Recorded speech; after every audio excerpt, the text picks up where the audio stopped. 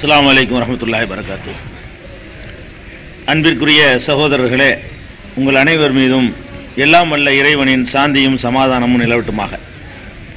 நபிகள் நாயகம் ஸல்லல்லாஹு அலைஹி வஸல்லம் அவர்கள் அறிவித்து சென்ற முன்னறிவிப்புகளையும் அவை எவ்வாறு நிறைவேறிக் கொண்டு இருக்கின்றன என்பதையும் நாம் இந்த சகர் நிகழ்ச்சியிலே பார்த்து வருகிறோம்.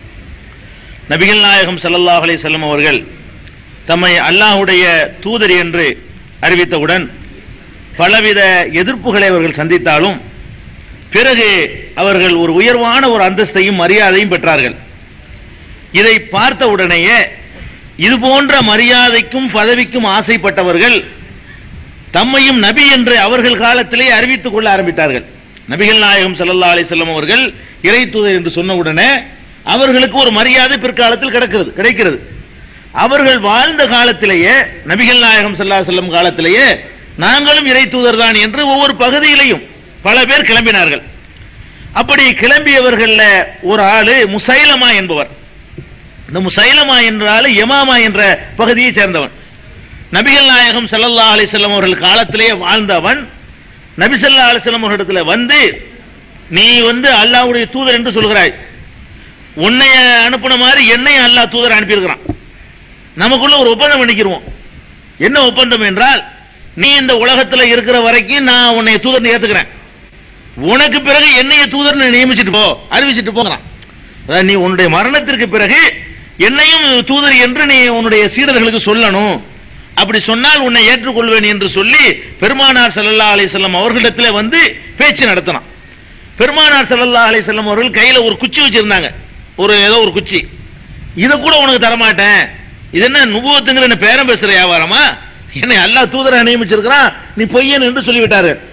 இது இவன் ஒரு பக்கம். அதே மாதிரி சன்ஆ என்ற ஒரு ஊர், பெருமானார் ஸல்லல்லாஹு அலைஹி வஸல்லம் காலத்தில் நடந்த சம்பவங்கள் இதெல்லாம். சன்ஆங்கிறது அன்றைய யமன் நாட்டினுடைய தலைநகரம். அன்றைக்கு யமன் நாட்டினுடைய தலைநகரமாக இருந்த சன்ஆ. அந்த சன்ஆ என்ற ஊரில் இருந்துதான் ஆபிரஹா என்ற ஒரு மன்னன் காபத்துல்லாவை இடிப்பதற்கு யானைப்படையை கொண்டு வந்தவன். அதெல்லாம் கூட உங்களுக்கு சூரத்துல் ஃபீல், அலம் தர கைஃப ஃபஅல ரப்புக பி அஸ்ஹாபில் ஃபீல் என்ற சூறாவுல கூட யானைப்படையை உமது இறைவன் அழித்ததை நீ பார்க்கவில்லையான்னு கேட்கிறான். அந்த யானைப்படையை ஓட்டிக்கிட்டு வந்தது யாருன்னா அதே யமாமாங்கிற அதே அந்த யமன் நாட்டில் உள்ள சன்ஆவுல இருந்துதான் படை தட்டிட்டு வந்தாங்க.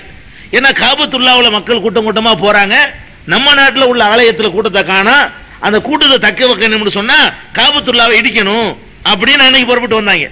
அதே மனநிலையில தான் இது அரபு நாட்டை சேர்ந்தவருக்கு முகமது அல்லாஹ்வுடைய தூதருங்கிறாங்க, நம்ம நாட்டுக்காரர் ஒருத்தர் தூதர் தான் நல்லா இருக்குமே என்ற எண்ணத்தை அந்த மக்களுக்கு விதைச்சு இந்த அஸ்வது என்ற ஒருவன் தன்னை அல்லாஹ்வுடைய தூதர் என்று சொன்னான். இப்ப ரெண்டு பேர் பெருமானார் ஸல்லல்லாஹு அலைஹி வஸல்லம் காலத்துல இறை தூதர்னு சொல்லி இதையும் கொஞ்சம் பேர் நம்பினாங்க. கொஞ்சம் பேர் என்ன யமாமாவுல ஒரு கணிசமான பேர் அவனுக்கு பின்னாடி. அதே மாதிரி சன்ஆவுல யமன் நாட்டில் ஒரு கணிசமான பகுதியை எந்த அளவுக்குன்னா மாதிரி எல்லாம் கவர்னர் அனுப்பி வைக்கிறாங்க, அவருக்கு அங்க செயல்பட முடியல. அந்த அளவுக்கு யமனை கைப்பற்றுற அளவுக்கு அவனுக்கு பின்னாடி ஒரு கூட்டம். பெருமானார் ஸல்லல்லாஹு அலைஹி வஸல்லம் காலத்துல இப்படி ரெண்டு பேரும் நாங்க அல்லாஹ்வுடைய தூதர் தான் சொல்லி கிளம்பிட்டாங்க. ரசூல் ஸல்லல்லாஹு அலைஹி வஸல்லம் ரொம்ப பெரிய கவலை, என்னடா இது அல்லாஹ்வுடைய தூதர்னு சொல்லி நம்ம ஒரு தகுந்த சான்றோடு போய் மக்களுக்கு போதிக்கிறோம், இப்படி போலித்தனமா இறை தூதர்னு சொல்றவங்களே நம்பி அந்த மக்கள் கெட்டு போறாங்கன்னு ரொம்ப கவலைப்படுறாங்க. ஒரு நாள் அவங்க ஒரு கனவு கண்டு இதுக்கு ஒரு முடிவு சொல்றாங்க. பெருமானார் அதான் முன்னறிவிப்பு. நபிகள் நாயகம் ஸல்லல்லாஹு அலைஹி வஸல்லம் சொன்னார்கள், நான் உறங்கிக் கொண்டிருந்தேன், உறங்கிக் கொண்டிருக்கும் பொழுது என்னுடைய இரண்டு கைகளிலும் இரண்டு காப்புகள் போடப்பட்டிருந்தன, இரண்டு தங்க காப்புகள். அந்த காப்பு எப்படி இருந்தது என்றால் பயங்கரமான வெயிட்டா இருக்குது. இந்த காப்பு சரியா கனமா இருக்குது, அது கையை தூக்க முடியல, அவ்வளவு கனமான காப்பு போடப்பட்டிருக்கு. உடனே அது பெரிய சுமையாக இருந்த உடனே சுமையை நான் உணர்ந்த பொழுது ஊது என்று எனக்கு சொல்லப்பட்டது கனவுல. பூண்டு ஊதுன, ரெண்டு காப்பும் பறந்து விட்டது. கனமான ஒரு பொருள் கூட ஊதுனோட பறக்கிற மாதிரி ஒரு கனவு கண்டேன். இந்த கனவை கண்டேன் என்று சொல்லிவிட்டு நபிகள் நாயகம் ஸல்லல்லாஹு அலைஹி வஸல்லம் அவர்கள் கனவுக்கு விளக்கத்தை சொல்கிறார்கள். என்ன சொல்கிறார்கள்? நான் இறை தூதராக வந்திருக்கிறேன், ரெண்டு போலிகளும் தங்களை இறை தூதர் என்று சொல்கிறார்கள், அவர்கள் அடியோடு தோற்கடிக்கப்படுவார்கள், அவர்களுக்கு ஒரு தொடர்ச்சி இருக்காது, முடிஞ்சு போயிரும் கதை, அவர்களுடைய பிரச்சனை தீர்ந்து விடும் என்று அவர்கள் பெருமானார் ஸல்லல்லாஹு அலைஹி வஸல்லம் அவர்கள் இதை ஒரு முன்னறிவிப்பாக சொல்கிறார்கள். இந்த முன்னறிவிப்பை நீங்க சஹீஹுல் புகாரியில 3621, 4374, 4375, 4379, 7034, 7037 ஆகிய ஹதீசுகள்ல எல்லாம் இந்த கனவும் இந்த முன்னறிவிப்பை நீங்க பார்க்கலாம். பெருமானார் ஸல்லல்லாஹு அலைஹி வஸல்லம் அவர்கள் சொன்ன மாதிரியே இப்ப இந்த முசைலமான்னு நான் உங்களுக்கு சொல்றேனே, நிறைய பேர் இப்பதான் கேள்விப்படுவீங்க. தொடர்ச்சி இல்ல பாருங்க, அவர்களுக்கு ஒரு முடிவு ஏற்பட்டுச்சு, அவர்களை பின்பற்றக்கூடிய ஒருத்தம் கூட இல்ல. தொடர்ந்து ஒரு பொய், எந்த ஒரு பொய்யானவனா இருந்தாலும் அவனுக்கு 10 பேரு, அவனுக்கு பிந்தி ஒரு 10 பேரு, அவனுக்கு பிந்தி ஒரு 10 பேர்னு ஒரு தொடர்ச்சி இருக்கும். பொதுவா ஒரு மதம் உண்டாக்குனா, ஒரு கிறுக்குத்தனமான ஒரு மதத்தை உண்டாக்குனா கூட அதுக்கு ஒரு ஃபாலோயர்ஸ் காலமெல்லாம் இருந்துகிட்டே இருப்பாங்க. இந்த முசைலமாங்கிற ஆளுடைய கதை என்ன? அவருடைய கதையும் முடிந்தது. அதே மாதிரி அஸ்வதுடைய கதை என்ன? பெருமானார் ஸல்லல்லாஹு அலைஹி வஸல்லம் அவர்கள் முன்னறிவிப்பு செஞ்ச மாதிரியே அவர்களுடைய கதை அவங்களுடைய காலத்திலே முடியுது. எப்படி முடியுது? அதை நீங்க ஹதீஸ்கள்ல பார்க்கிறீங்க. பெருமானார் ஸல்லல்லாஹு அலைஹி வஸல்லம் அவர்களுடைய காலத்திலேயே அந்த அஸ்வதுங்கிற ஆளு, அஸ்வத் தான் அந்த யமாமாவுல தன்னையே தூதர்னு சொன்னார். அவர் அவங்களுடைய கடைசி காலத்துல நடந்த ஒரு யுத்தம், அவன் ஒரு கூட்டத்தை திரட்டிக்கிட்டு ஒரு பெரிய படையை உண்டாக்கிட்டான். நடந்த ஒரு யுத்தத்துல அவன் கொல்லப்பட்டு வர்றான். ரசூல் ஸல்லல்லாஹு அலைஹி வஸல்லம் உடைய கடைசி காலத்திலேயே அவன் இறை தூதர்களப்பா, நானும் இறை தூதர், நீ இறை தூதர் தானே, இறை தூதருக்கு அல்லாஹ் வெற்றி தருவான் என்று களத்துக்கு ஒரு படையை அனுப்பி வைக்கிறாங்க. அவன் அந்த சவாலை ஏத்துக்கிட்டு படையோட வர்றான். கடைசியில் வந்து இந்த ஃபைரோஸ் என்பவர் வந்து அவனை கொண்டு போடுறாரு யுத்தத்துல. அப்ப ரசூல் ஸல்லல்லாஹு அலைஹி வஸல்லம் ரொம்ப பாராட்டுறாங்க. அப்ப இறை தூதர்னு சொன்னா 2 இறை தூதருக்கு போட்டி முதல்ல வராது. அப்படி 2 பேர் இறை தூதர் போட்டி போட்டுக் கொண்டார்களே, ஆனால் யார் உண்மையான இறை தூதர் அவங்க தான் ஜெயிப்பாங்க. அப்ப அதோட அவங்க கதை முடிஞ்சு போச்சு. முசைலமாவுடைய கதை என்ன? பெருமானார் ஸல்லல்லாஹு அலைஹி வஸல்லம் உடைய மரணத்திற்கு பிறகு அவன் யமன்ல ரொம்ப அக்கிரமம் பண்ணிக்கிட்டு இறை தூதர்னு சொல்லி மக்கள்கிட்ட காணிக்க வாங்குறதும், மக்களை சுரண்டுறதும், தப்பான பாதை கொண்டு போறதும் இதெல்லாம் இருந்த உடனே அபூபக்கர் சித்திக் ரலியல்லாஹு அன்ஹு அவர்கள் ஆட்சி பொறுப்புக்கு வந்த உடனே முதலாக அதுக்கு எதிராக ஒரு படை அனுப்புறாங்க. இந்த மாதிரி மக்களை கெடுத்துக்கிட்டு இருக்கான்னு சொல்லி ஒரு படை அனுப்புறாங்க. அந்த படை போய் யமனுக்கு போய் அவனையும் கொன்று முடிச்சிட்டாங்க. அந்த படையில கொன்றவர் வந்து வஹ்ஷினா யாரு? அவர் தான் ஹம்ஸா ரலியல்லாஹு அன்ஹு அவர்களை கொன்றவர். உஹது போர்ல பத்ர்ல கணக்கு தீர்க்கிறதுக்காக வேண்டி ஹம்ஸா ரலியல்லாஹு அன்ஹு அவர்களை கொலை செஞ்சது யாரு? வஹ்ஷி. அந்த ஆள் சொல்றாரு, நான் இஸ்லாத்துல இல்லாம இருக்கும் பொழுது ஒரு உலகத்திலேயே ஒரு சிறந்த மனிதரை கொண்டு விட்டேன், இப்ப அதுக்கு பிராயச்சித்தமா உலகத்திலே மகா கெட்டவனை வந்து முடிச்சிட்டேன் அப்படின்ற ஒரு பிற்காலத்தில் ஒரு அதை நினைவு கூர்ந்திருக்கிறார். அப்ப பெருமானார் ஸல்லல்லாஹு அலைஹி வஸல்லம் அவர்கள் ஒரு கனவு மூலமாக கண்ட காட்சியில இந்த 2 பேரும் இறை தூதர் என்கிறார்கள். இவர்கள் கதை இவர்கள் வாழ்நாளிலே முடிஞ்சு போய்விடும். என்னுடைய பிரச்சனைக்கு தொடர்பு இருந்து கொண்டே இருக்கும். என்னுடைய பிரச்சாரத்திற்கு பல நூற்றாண்டுகள் கியாமத் நாள் வரைக்கும் என்னுடைய இது தொடரும். இவர்களுடைய இது இவர்கள் வாழ்நாளிலேயே முடிவு பெறும் என்று பெருமானார் ஸல்லல்லாஹு அலைஹி வஸல்லம் சொன்னாங்க. முடிஞ்சு போச்சு. எல்லாரும் எத்தனை பேர் இறை தூதர் சொன்னவனுக்கெல்லாம் ஒண்ணுமில்லாம போச்சு. இதை பார்க்கிறோம். இது மாதிரி இந்த நேரத்தில் ஒரு முக்கியமான விஷயத்தை விளங்கிக் கொள்ள வேண்டும். இந்த 2 பேர் மட்டும்தான் நீங்க நினைச்சிடக்கூடாது. இந்த இறை தூதருங்கிற டாபிக் இருக்கு பாருங்களேன், இதை நாம சரியா விளங்கலன்னு வைங்க, பெரட்டி விட்டு போயிருவாங்க. ஏன்னு கேட்டா, ஒரு மனிதனை வந்து ஒரு மத குருவா நம்புறதுக்கும், ஒரு ஆலிமா நம்புறதுக்கும், ஒரு ஷேகா நம்புறதுக்கும், இறை தூதரா நம்புறதுக்கும் பெரிய வித்தியாசம் இருக்கு. இறை தூதர்னு ஒருத்தர் நம்பிட்டீங்கன்னு வைங்க, ஒரு நபின்னு நம்பிட்டீங்கன்னு வைங்க, அவ்வளவுதான். அவர் என்ன சொன்னாலும் கேட்டுருவீங்க. நபி சொல்றாரு அல்லாஹ் தூதர்ல. அப்போ ஒருவனை நபி என்று நம்பிட்டோம்னு சொன்னா மொத்தமாவே ஒரு புது மார்க்கம் உண்டாகி போயிடும்.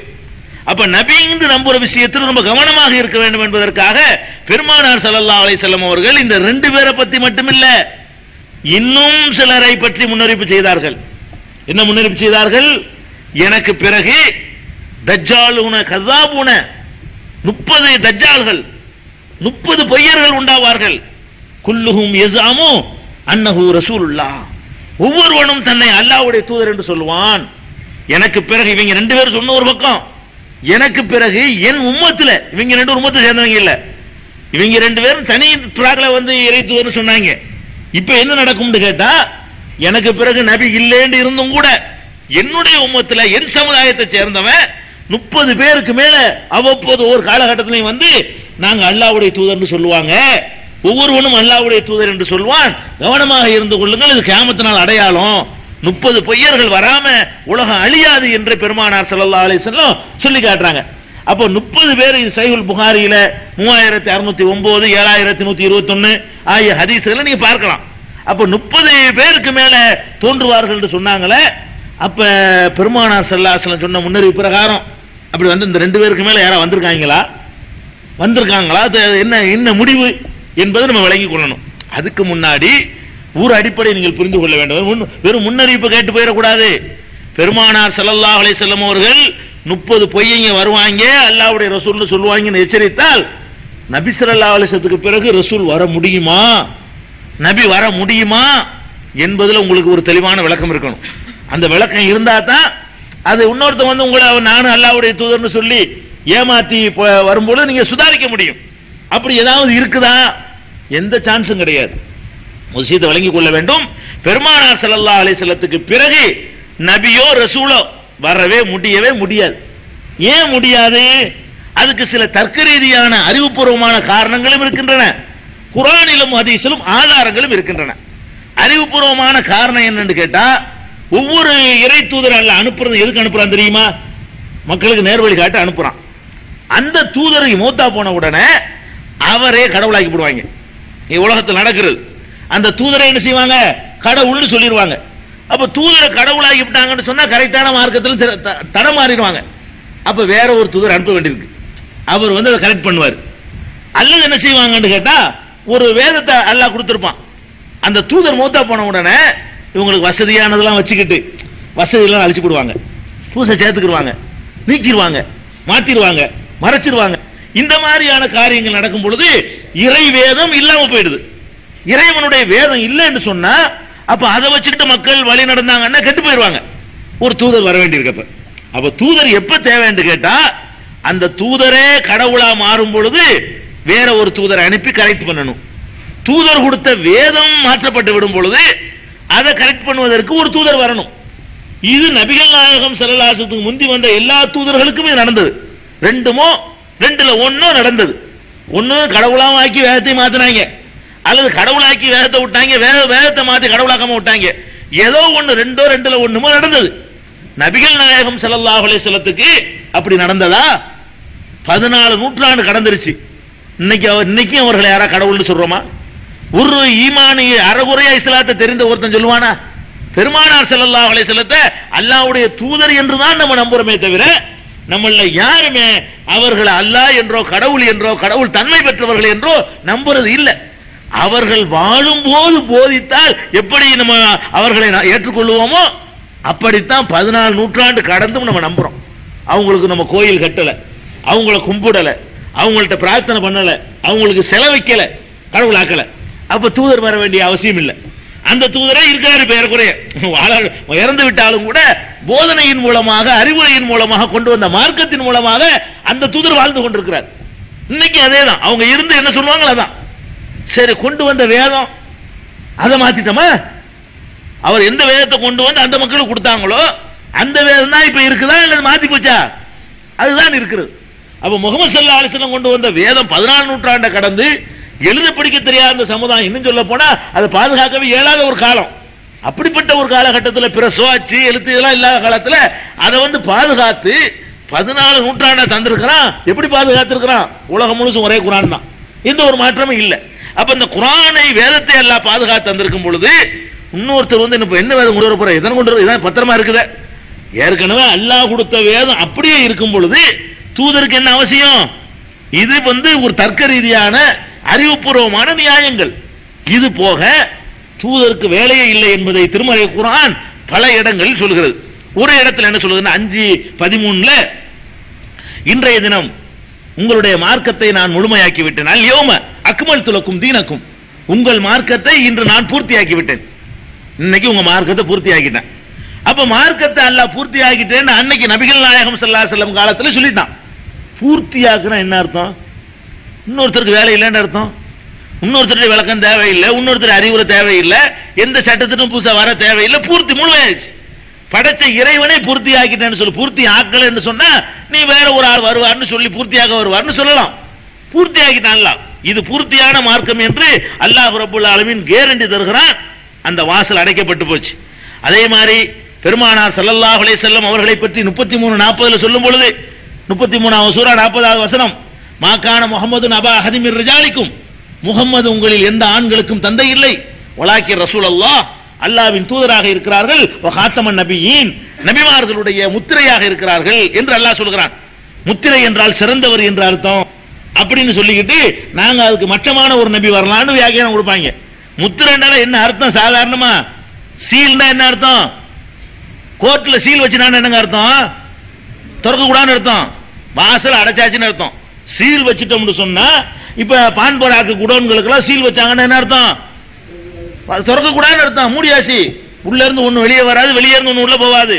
அப்ப நபிமார்களுடைய வருகைக்கு அல்லாஹ் என்னஞ்சிட்டான்? முத்திரை குத்திட்டேங்கிறான். இந்த முத்திரைக்கு என்ன அர்த்தம்னா முடிஞ்சு போச்சுன்னு அர்த்தம், சிறப்புங்கிற அர்த்தம் கிடையாது. இன்னும் சொல்ல போனால் பெருமானார் ஸல்லல்லாஹு அலைஹி வஸல்லம் திருமதியில வர்ற ஹதீஸ்ல நான் தான் ஹாத்தமுன் நபி, எனக்கு பிறகு நபி இல்லைங்கிறாங்க. அதுக்கு அர்த்தம் அவங்களே சொல்லிடுறாங்க. முத்திரைனா என்ன அர்த்தம்? எனக்கு பிறகு நபி வர முடியாது என்று அவர்களே சொல்லி போடுறாங்க. அப்ப பெருமானார் ஸல்லல்லாஹு அலைஹி வஸல்லத்தை கடைசி நபி என்று அல்லாஹ் சொல்லிவிட்டான். வேதத்தை பாதுகாத்துறேன்னு சொல்லி 15:9 சொல்லிவிட்டான். அப்ப இதெல்லாம் வச்சு பார்க்கக்கூடிய நேரத்தில் பெருமானார் இன்னும் சொல்ல போனால் 7:158 அல்லாஹ் சொல்றான், குல் நபியை நீங்கள் சொல்லுங்கள், யா அய்யுஹன்னாஸ் மனிதர்களே. மனிதர்களேண்டா நீங்களும் நானும் எல்லாரும் தான், உங்களுக்கு பிந்தி வரக்கூடிய 50 பேர் தான் மனிதர்களே. ஒவ்வொருத்தரும் யாபனி இஸ்ராயில் கூப்பிட்டாங்க. இஸ்ராயில் மக்களே ஒருத்தர் கூப்பிட்டார், நபியா போனாரு. இந்த ஊர்க்காரங்களே மதியன் வாசிகளே, எகிப்து வாசிகளே என்று சொல்லி கூப்பிட்டு நபியா போனாங்க. இவங்களை எல்லாம் எப்படி சொல்ல சொல்றான்? முகமது ஸல்லல்லாஹு அலைஹி வஸல்லம் குல் நபியை நீங்கள் சொல்லுங்கள், யா அய்யுஹன்னாஸ் மனிதர்களே, இன்னி ரசூலுல்லாஹி இலைக்கும் ஜமீஆ, நான் தான் உங்கள் அத்தனை பேருக்கும் ரசூலாக வந்திருக்கிறேன். மனுஷனா இருந்தா உனக்கு வேற ரசூல் கிடையாது. வேற ஒரு ரசூல் வருதுன்னு நினைச்சா மனுஷன் இனமா இல்லாம இருக்கணும். வேற ஒரு ரசூல் வந்துட்டார்னு ஒருத்தன் சொல்வதாக இருந்தால் அவன் யாரா இருக்க மாட்டான்? மனித இனத்தில் சேராதவனா இருக்கணும். மனுஷ இனமா, ஏன்னா மனிதனை எல்லாம் கூப்பிட்டு ரசூலா சொல்றாங்க, சொல்றான்ல. குல் நபியை நீங்கள் சொல்லுங்கள், யா அய்யுஹன்னாஸ் மனிதர்களே, இன்னி ரசூலுல்லாஹி இலைக்கும் ஜமீஆ, நான் தான் உங்கள் அத்தனை பேருக்கும் அல்லாஹ்வுடைய ரசூலாக இருக்கிறேன் என்று 7:158 சொல்லி காட்டுறான். 34:28 அல்லாஹ் சொல்றான், வமா அர்சல்நாக இல்லா காஃபத்தல் லின்னாஸ், உம்மை மனித குலம் முழுமைக்கும் அனுப்பி இருக்கிறேன். மனுஷ குலம் முழுசுக்கும் அனுப்பிட்டா வேற ஏன் இன்னொரு ஆள் இருக்கு? கொஞ்சம் பேருக்கு அனுப்பாம இருந்தா தான் வேற ஒரு ஆள் அனுப்பலாம். மனித குலம் முழுமைக்கும் உன்னை தூதராக அனுப்பிவிட்டேன் என்று அல்லாஹ் சொல்லும் பொழுது வேற ஒருத்தர் வர முடியாது, ஆனாலும் வருவார்கள்ங்கிறாங்க ரசூல் ஸல்லல்லாஹு அலைஹி வஸல்லம். இந்த மக்களுடைய அறியாமை பயன்படுத்திக்கிட்டு, மக்களுடைய அந்த மார்க்க அறிவின்மையை பயன்படுத்தி கொண்டு நானும் ரசூல்னு சில பேர் சொல்லுவான், 30 பேர் சொல்லுவான், அது நம்புறது கொஞ்சம் பேர் இருக்கவும் செய்வான். எச்சரிக்கிறாங்க பெருமானார் ஸல்லல்லாஹு அலைஹி வஸல்லம். இன்னும் சொல்ல போனா 62:13 சொல்லி காட்டுறான், ஹுவல்லதி பாதபில் உம்மீன ரசூலம் மின்ஹும் யத்லு அலைஹிம் ஆயாத்திஹி வயல்லிமுஹுமுல் கிதாப வல் ஹிக்மான்னு சொல்லிட்டு வஆகரீன மின்ஹும் லம்மா யல்ஹகு பிஹிம், அவன்தான் உம்மி சமுதாயத்தில் இந்த தூதரை அனுப்பினான். உம்மி சமுதாயத்துக்கு மட்டும் அனுப்பவில்லை, வஆகரீன மின்ஹும் லம்மா யல்ஹகு பிஹிம், அவர்களோடு சேராத இன்னும் பலருக்காக அல்லாஹ் அனுப்பி இருக்கிறான். அவர்களோடு சேராத நம்மளாது உம்மிகளுக்கும் அனுப்பி இருக்கிறான். இன்னும் அவர்களோடு சேர முடியாத எதிர்காலத்தில் வரக்கூடிய மக்களுக்காகவும் அவரை தூதராக அனுப்பி இருக்கிறேன் என்று சொல்றான். அப்ப அவர்தான் இன்னைக்கு தூதர். இப்படி அல்லாஹ் ரப்பல் ஆலமீன் சொல்லி காட்டுகிறான். அதே மாதிரி இன்னொரு இடத்துல சொல்லி காட்டுறான், அதாவது ஊஹிய இலைய ஹாதல் குர்ஆன், இந்த குர்ஆன் 6:19 இந்த குர்ஆன் எனக்கு அறிவிக்கப்படுகிறது, லிஉன்சிரகும் பிஹி வமன் பலக், இந்த குர்ஆனை கொண்டுதான் உங்களையும் நான் எச்சரிக்கை செய்வேன். இந்த குர்ஆன் யாரையெல்லாம் அடைகிறதோ அவரையும் எச்சரிக்கை செய்வேன். அந்த குர்ஆனை கொண்டு உங்களுக்கு மட்டும் எச்சரிக்கை செய்யறவனா நான் வரல, இந்த குர்ஆனை கொண்டு நான் குர்ஆன் யாரையெல்லாம் அடைகிறதோ அவர்களை எச்சரிக்கை செய்வேன் என்று அல்லாஹ் சொல்றான். அப்ப குர்ஆன் உங்களை அடைஞ்சிச்சே இல்லையா? உங்களுக்கு அவர்தான், அவர்தான் எச்சரிப்பாளர். உங்களுக்கு அடுத்த தலைமுறை குர்ஆன் அடையுமா அடையாதா? அடையும். அப்ப குர்ஆன் கியாமத் நாள் வரைக்கும் இருக்கும். அது யாரையெல்லாம் அடைகிறதோ அவ்வளவு பேருக்கும் நதீர் எச்சரிக்கையாளர், எச்சரிப்பவர் ரசூலுக்கு இன்னொரு வார்த்தை, எச்சரிக்கக்கூடியவர் அவர்தான், முஹம்மது ஸல்லல்லாஹு அலைஹி வஸல்லம் அவர்கள் தான் என்று இவ்வளவு தெளிவாக அல்லாஹ் ரப்பல் ஆலமீன் திருமறை குர்ஆன்ல சொல்லி காட்டுகிறார். அது எல்லாத்துக்கும் மேல 9:33 சொல்றான், ஹுவல்லதி அர்ஸல ரசூலஹு பில் ஹுதா வ தீனில் ஹக் லியுல்ஹிரஹு அலா தீனி குல்லிஹி, எல்லா தீன்களை விட மேலோங்க செய்வதற்காக வேண்டி தூதரை அனுப்பி வைத்தேன் என்கிறான். எல்லா தீனையும் மேலோங்க செய்வதுன்னு சொன்னா, ஒருவர் தன்னை தூதர்னு சொன்னா தனி தீன் உண்டாகிவிடும். உண்டாமா உண்டாகாதா? ஒருத்தர் தூதர்னு ஒருத்தர் சொல்லிட்டாருன்னு சொன்னா புதுசா ஒண்ணு சொல்லுவார், கேட்டா வஹி வந்துச்சிம்பார். நான் அப்படி சொல்ல முடியாது, நீங்க எந்த உலமாவும் எந்த அல்லாவும் அப்படி சொல்ல முடியாது. வஹி வந்துச்சு ஏதாவது ஒண்ணு சொன்னா எங்க ஆதாரம்னு கேட்போம். இந்த ஆயத்தை இந்த ஹதீஸ்னு அவர் சொல்லுவாரு. நபி வேஷம் போட்டவன் என்ன செய்வான் தெரியுமா? ரசூல் வேஷம் போட்டவன் என்ன செய்வான் தெரியுமா? வாயில வந்ததெல்லாம் சொல்லலாம், கேட்டா வஹி வந்துருச்சு, நான் நபி தானே, இப்படித்தான் எனக்கு வகி வந்துச்சுமா, புது மார்க்கமாயி போயிடும். அல்லாஹ் என்ன சொல்றான், இந்த மார்க்கத்தை தான் எல்லா மார்க்கத்தை விட மேலோங்க செய்வதற்கு அனுப்பி இருக்கிறேன் போது வேற தூதர் வந்தால் வேற மார்க்கம் உண்டாகி போயிடும். வாசல் அடைக்கப்பட்டு போச்சு. ரசூல் ஸல்லல்லாஹு அலைஹி வஸல்லத்துக்கு பிறகு ஒரு தூதர் வருவார் நம்புவது குர்ஆனுக்கு மாற்றமானது. குர்ஆனுக்கு மாத்திரமல்ல, ஹதீஸுக்கும் பெருமானார் ஸல்லல்லாஹு அலைஹி வஸல்லம் சொல்றாங்க, கானத்து பனு இஸ்ராயில், சஹீஹுல் புகாரியில 3269, கானத்து பனு இஸ்ராயில் தசூசுஹுமுல் அன்பியா, பனு இஸ்ராயில் இஸ்ரவேல் மக்கள் இருக்கிறார்களே அவர்களுக்கு நபிமார்கள் தலைமை தாங்கி நடத்தி கொண்டு வந்தார்கள். குல்லமா ஹலக்க நபியுன் ஹலபஹு நபியுன், ஒரு நபி மூத்தா போனால் அவர் இடத்துக்கு வேற ஒருவர் வருவார். ரசூல் ஸல்லல்லாஹு அலைஹி சொல்றாங்க, அழகா சொல்றாங்க பாருங்க, ஒரு நபி மூத்தா போனால் இஸ்ரவேல் சமுதாயத்தில் அவர் இடத்தை வேற ஒருவர் அடைத்துக் கொள்வார். ஓ இன்னஹு லா நபிய பஅதி, நிச்சயமாக சொல்கிறேன் எனக்கு பிறகு எந்த நபியும் கிடையாது. ஓ சயகூனு குலஃபா, குலஃபாக்கள் வருவார்கள், ஆட்சியாளர்கள் வருவார்கள், பிரதிநிதிகள் வருவார்கள், ஃபயக்ஸுரூன, அது நிறைய வருவார்கள். அபூபக்கர் கலீஃபா, உமர் கலீஃபா, என் வழியுற்றி நடக்கக்கூடியவர்கள் உருவாவார்களே தவிர அல்லாஹ்விடம் இருந்து வகி பெற்றவர்கள் வரமாட்டார்கள். என் வழி நடப்பவர்கள் வேண்டுமானால் நிறைய உருவாவார்கள் என்று சொல்றாங்க. பெருமானார் ஸல்லல்லாஹு அலைஹி வஸல்லம் சொல்லி அழகா உதாரணம் காட்டுறாங்க பாருங்க. எனக்கு பிறகு கலீஃபா வர முடியுமே தவிர ரசூல் வர முடியாது, நபி வர முடியாதுங்கிறாங்க. அதே மாதிரி திருமதியிலும் இதே மாதிரி இருக்குது. லா வான காத்தமுன் நபியின் லா நபிய பாதி, நான் தான் நபிமார்களுக்கு முத்திரையாக இருக்கிறேன், எனக்கு பிறகு எந்த நபியும் இல்லை, இப்படி சொல்றாங்க. இது மாதிரி பல இடங்கள். இன்னொரு இடத்துல திருமதியில சொல்றாங்க, இன்னர் ரிசாலத்த ஒன் நுபுவத்த கத், ரிசாலத்தும் முடிந்து விட்டது, ரசூல் தன்மையும் நபித்தன்மையும் முடிந்து விட்டது. ஃபலா ரசூல பஅதி வலா நபிய, சில பேர் ரசூல் வேற நபி குழப்புவாங்க. ரசூல் தான் வர இயலாது, நபி வரலாண்டு. ரசூல் ஸல்லல்லாஹு அலைஹி சொல்றாங்க, எனக்கு பிறகு ரசூலும் இல்லை, எனக்கு பிறகு நபியும் இல்லை, எல்லாம் நான் தான்ட்டாங்க. ரசூல் நபி ஒண்ணுதான், வித்தியாசம்னு சொல்லி சில பேர் குழப்பினார்களே, ஆனால் அதுக்கும் ரசூல் ஸல்லல்லாஹு அலைஹி வஸல்லம் ஆப்பு வச்சிட்டு போயிட்டாங்க. எனக்கு பிறகு நபியும் இல்லை, எனக்கு பிறகு ரசூலும் இல்லை, வரவே முடியாது. ரசூல் அதெல்லாம் எந்த வாசலையும் திறந்து வைக்கல, நம்ம ஏமாந்து போயிட்டு இருக்கிறோம்.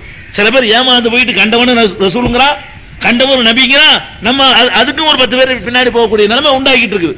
கவனமாக இருந்து கொள்ள வேண்டும். இப்படி பெருமானார் ஸல்லல்லாஹு அலைஹி வஸல்லம் அவர்கள் தமக்கு பிறகு வர முடியாதுன்னு சொல்லிட்டாங்க. ஆனால் என்ன நடப்பு தெரியுமா, பெருமானார் ஸல்லல்லாஹு அலைஹி வஸல்லம் வஃபாத்தான பிறகு ஒவ்வொரு காலகட்டத்திலையும் ஒருத்தன் துலைஹா என்றவன் பின் ஹுவைலித், அவன் என்ன தன்னை நபின்னு சொன்னான். அதே மாதிரி ஒரு பொம்பளை சஜாஹ் என்று தமீமியான ஒரு பொம்பளை, நான் பொம்பளை நபி வந்துட்டேன் அப்படின்னு அந்த பொம்பளையும் சொன்னான். அதே மாதிரி முக்தார் பின் அபு அப்துல்லா என்ப அபு அப்துல் சகஃபி என்பவர் கூஃபாவில் இருந்து கொண்டு ஜுபைருடைய ஆட்சி காலத்துல நான் தான் அல்லாஹ்வுடைய ரசூல் ஒரு காலம் சொல்லியிருக்காங்க. 30 வரும்டாங்களே பெருமானார் ஸல்லல்லாஹு அலைஹி வஸல்லம், எனக்கு பிறகு 30 பொய்யர்கள் உண்டாயிட்டு வந்திருக்காங்க ஒரு காலகட்டத்தில்.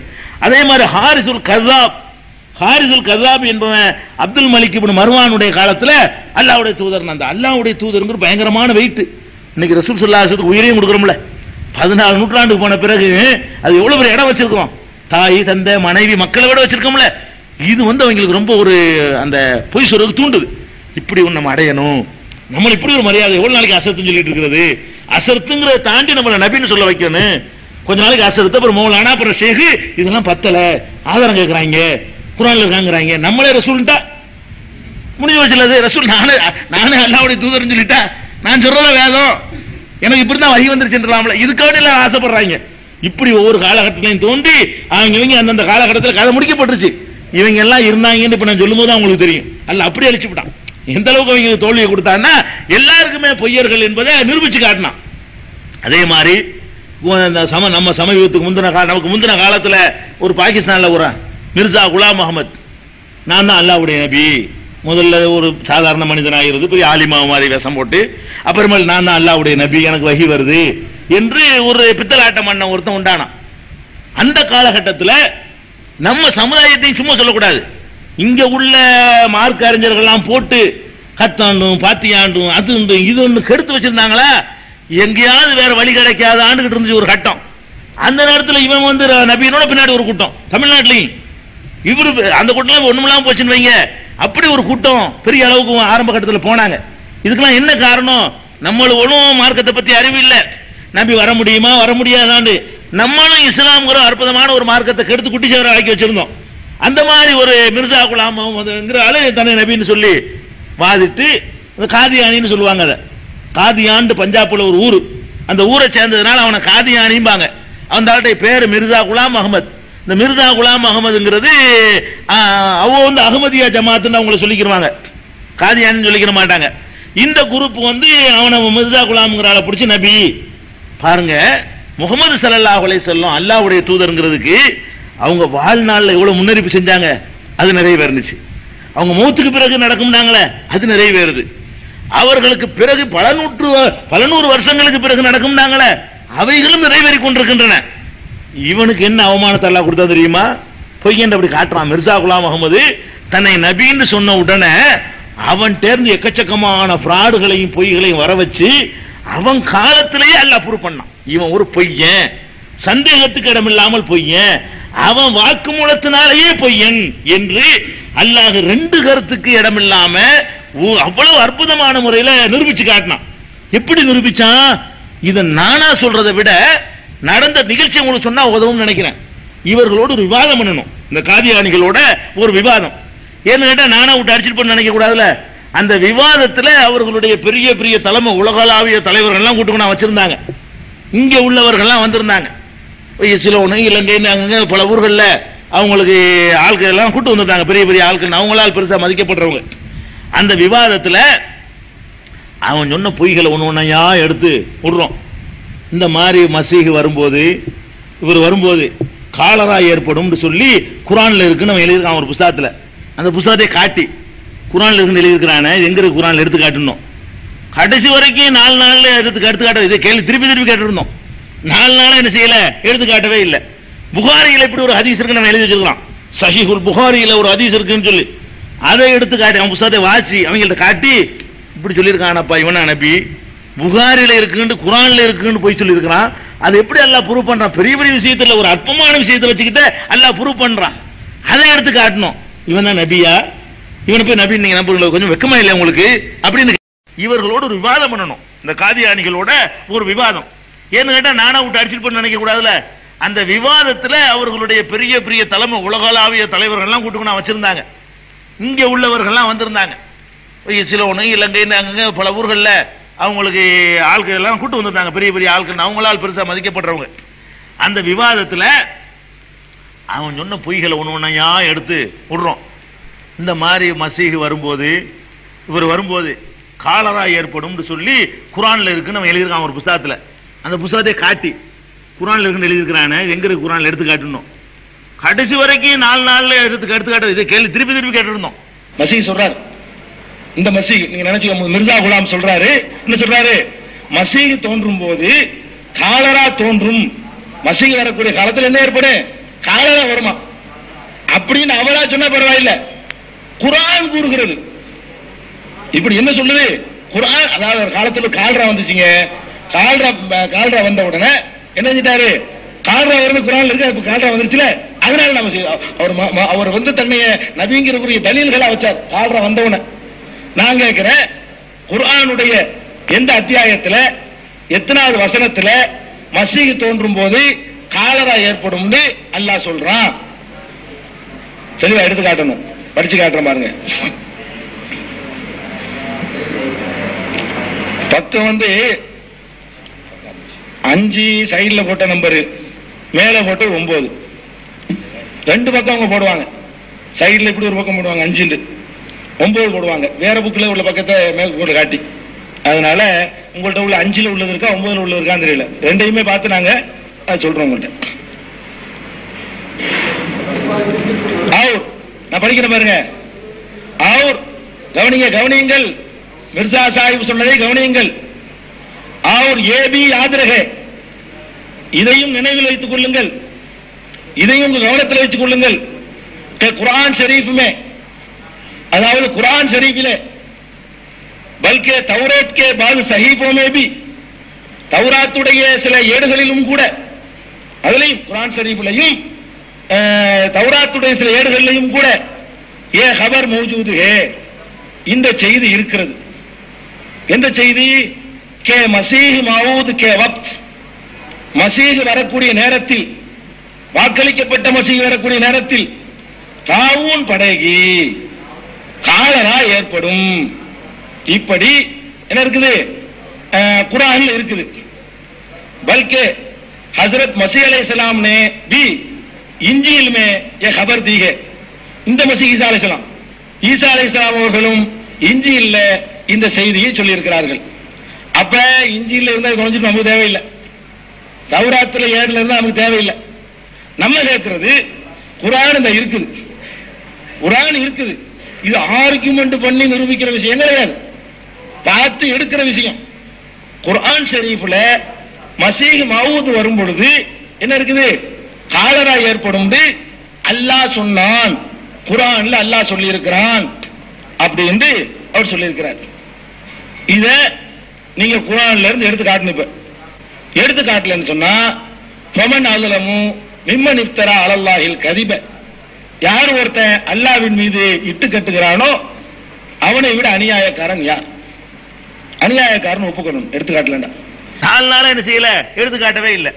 புகாரியில இப்படி ஒரு ஹதீஸ் இருக்கு, நம்ம எழுதி வச்சிருக்கோம். சஹீஹுல் புகாரியில ஒரு ஹதீஸ் இருக்குன்னு சொல்லி அதை எடுத்து காட்டி அவன் புத்தகத்தை வாசி அவங்கள்ட்ட காட்டி இப்படி சொல்லியிருக்கானப்பா இவனா நபி. என்ன சொல்றாரு? ஹாதா கலீபத்துல்லாஹில் மஹதி. இது எதுல இருக்குது? புகாரியில இருக்கிறது. அதை சொல்லிட்டு புகாரி சாதாரண கிதாப் இல்ல, அது அஸஹுல் குதுப் பாத கிதாபுல்லாஹ், அதை சொல்லிக்கிறாரு. குர்ஆனுக்கு அடுத்தபடியாக மிக சரியான கிதாப் அதுதான், குர்ஆனுக்கு அடுத்தபடியாக மிக சரியான கிதாப் அதுதான் அப்படிங்கிறார். அப்ப நம்ம கேட்கிறோம், இந்த ரெண்டு விஷயம் அதை குர்ஆன்ல இருந்து எடுத்து காட்டணும், இதை புகார்ல இருந்து எடுத்து காட்டணும். இது ஷஹாதத்துல் குர்ஆன்ல பக்கம் 41 இருக்குது. எங்கள்கிட்ட உள்ள ஷஹாதத்துல் குர்ஆன்ல வேற பிரிண்ட் போட்டிக்கலாம் என்னன்னு தெரியல. मसलन सही बुखारी की वो हदीस है जिनमें आखिरी जमाने में बाज खलीफों की निस्बत खबर दी गई है. उर्दू நல்லா தெரியாத ஓரல படிக்கிறேன். खासकर वो खलीफा जिसकी निस्बत बुखारी में लिखा है कि आसमान से उसके लिए आवाज आएगी कि हादा खलीफतुल्लाहिल महदी. अब सोचो ये हदीस किस पाया और मर्तबा की है. ये एवढा मदिपुल्ला हदीस தெரியுமா? जो ऐसी किताब में दर्ज है जो असहुल कुतुबी बाद किताबिल्लाह है அப்படின்னு சொல்றாரு. அதனால இதுக்கு நீங்க என்ன செய்யணும்? இதுக்கு பதில் எடுத்து காட்டணும். நீங்க புகார்ல இருந்து எடுத்து காட்டணும், விளக்கம்லாம் வேணாம். கலீபத்துல்லாஹில் மாதிரி சொல்லுமா சொல்லாதான்லாம் எங்களுக்கு வேண்டியதில்லை. இவரு உலகத்துல மக்களுக்கெல்லாம் தெரிஞ்ச ஒரு புஸ்தகத்துல இப்படி இருக்குன்னு சொல்றாரு, அல்லாஹ்வுடைய கலாம்ல இருக்குன்னு சொல்றாரு. அப்ப அல்லாஹ்வுடைய கலாம்ல இருக்கிறது அல்லாஹ்வுடைய கலாம்ல இருந்து எடுத்து காட்டுற பெரிய கஷ்டமே கிடையாது. நீங்க ஈஸியா ஒரு எடுத்து காட்டினாலே போதும், இந்த ஆளுக்கு படிச்சு காட்டி போடுங்க, முடிஞ்சு வச்சுக்காது.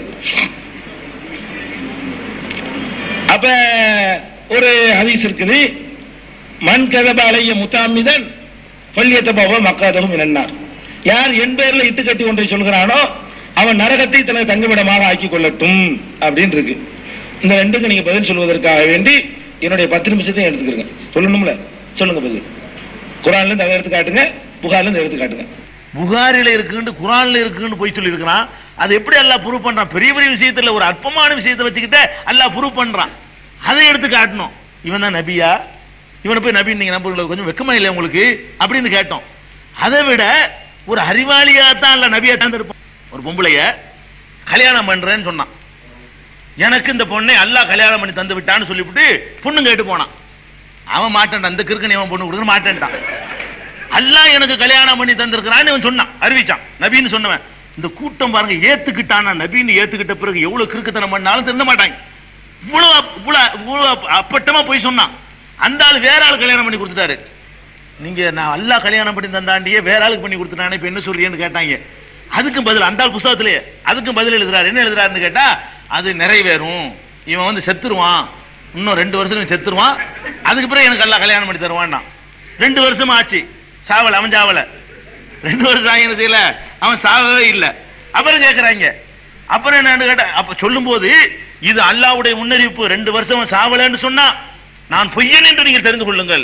அல்லாஹ் எனக்கு கல்யாணம் பண்ணி தந்திருக்கான்னு சொல்லிட்டு போய் கெஞ்சி பார்த்தாங்க, ஏறி பார்த்தான், பணம் கொடுத்து பார்த்தான், என்னவோ பண்ணி பார்த்தான். அவன் சாவல முதல் தலாக்கு விடுவான்னு சொன்னான், அதையும் அங்க பேசணும். அவன் தலாக்கு விடல, செத்துருவான் அப்புறமேட்டு சொன்னான், சாவவும் இல்ல. கடைசியா இவன் தான் முதல் செத்து, அவன் சாவல. நான் பொய்யண்டு இவ்வளவுக்கு பிறகு அவன் நம்பிக்கிறாங்க. இவ்வளவு பொய்யன்னு நிறைய எடுத்து காட்டுறோம் அந்த விவாதத்துல. அவங்க புஸ்தகத்தில் எடுத்து காட்டி ஆதாரத்தை டெக்ஸ்டோட உருதுலையும் அவன் அரபிலையும் பார்சிலையும் எழுதுனதெல்லாம் எடுத்து வாசி காட்டி நம்ம நிரூபிச்சிருக்கிறோம். அதாவது மிர்சா அகமது பேக்னு ஒருத்தர் இருந்தார், இவருடைய சொந்தக்காரால், இவருடைய காண்டான்ல உள்ளால். அந்த அகமது பேக்குங்கிறவருக்கு முகமது பேகம் ஒரு மகள். ஹதீஸ்ல வருது, ஈசா அலைஹிஸ்ஸலாம் நிக்காக செய்வார்கள், குழந்தையும் பிறக்கும். யூலத்துலகு. அப்ப கேள்வி வருது, நபின்னு இப்பதான் ஈசா வாயிருக்கிறிய, இதுக்கு முந்தைய ஈசா இல்லையா, இப்ப கல்யாணம் பண்ணி புள்ள வளர்க்கணுமே அப்படின்னு ஒரு கொஸ்டின் வருது.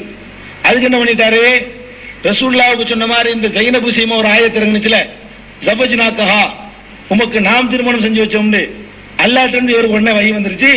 ஜபஜ்னாக்கஹா, முகமது பேகத்தை என்ன செய்யறேன், நான் கல்யாணம் பண்ணி வச்சிடறேன், பண்ணிவிட்டோம் அப்படின்னு வந்துருச்சு. வந்து அந்த ஆள்கிட்ட போய் கேட்டா அந்த ஆள் கல்யாணம் பண்ணி கொடுக்கல. யாரு, சொந்தக்காராளு மிர்சா அகமது பேக்கு. வேற ஒரு ஆளு கல்யாணம் பண்ணி கொடுத்துட்டாரு, யார, முகமது பேகத்தை. அப்ப மிர்சா சாஹிப் ஆறு முன்னறிவிப்பு செய்கிறார். 6 செய்கிறார். இந்த 6 ஒன்று செய்யவில்லை, 6 செய்கிறேன்.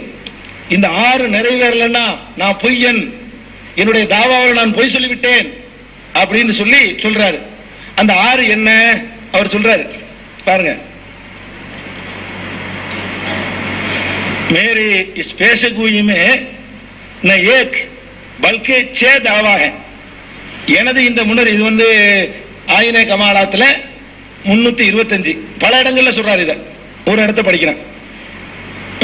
பல்கே 6 தாவா है. ஒரு தாவா நான் செய்யவில்லை, 6 தாவா செய்கிறேன். நல்லா கவனிக்க வேண்டும். அவரே அளக்க சொன்ன அளவுகள் இது. இதுலதான் அந்த நேரத்தில் போய் சேர்ந்த ஆட்கள்லாம் ஓடி வந்து கொஞ்சம் 5 பேர் போன ஆட்கள்லாம். அவ்வள் நிக்காஹ்கே வக்தக் மேரா சிந்தா ரகனா. முதலாவது என்ன தெரியுமா, அந்த பெண்ணை முகமது பேகத்தை கல்யாணம் பண்ற வரைக்கும் நான் உசுரோட இருக்கணும், நான் பண்ணுவேங்கிறதுனால நான் உசுரோட இருக்கணும். ஒண்ணு. துவம் நிக்காஹ்கே வக்தக் உஸ் லड़की के बाप यकीनन जिंदा रखना. அந்த நிக்காக நடக்கிற நேரத்தில் இவருடைய பாப் தகப்பனாரும் உயிரா இருக்கணும். நிக்காக நேரத்தில் அவரும் உசுரா இருக்கணும், நானும் உசுரா இருக்கணும், அந்த முகமது பேகத்துடைய தகப்பனாரும் உசுரா இருக்கணும். फिर निकाह के बाद उस लड़की के बाप जल्दी से मर जाना जो 3 बरस तक नहीं पहुंचेगा.